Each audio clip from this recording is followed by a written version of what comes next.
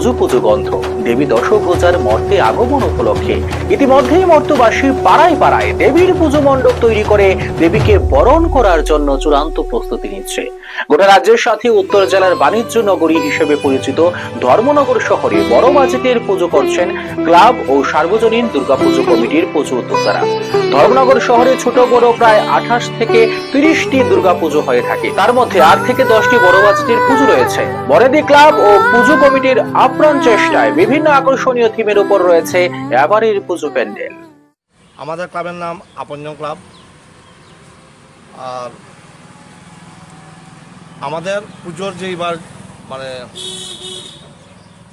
মূল থিমটা হচ্ছে গিয়ে আমাদের যে অত্যাচারিত নারীর ভয়ঙ্কর রূপ।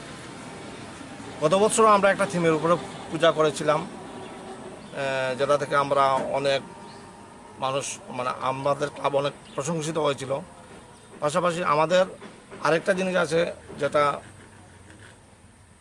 50% মহিলারা উদ্যোক্তা আমাদের ক্লাবে। আর আমাদের বাজেট কত আপনাদের? বাজেট 10 লাখ। কত বছর এবার পা দিল? 61তম বছরে। ধর্মনগর শহরে বড় বাজেটের পুজো কঠিন হয়েছে।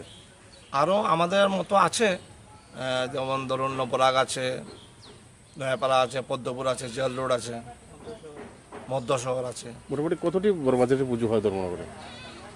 7-8টা তো হয়ে যায় আমাদের টা নিয়ে।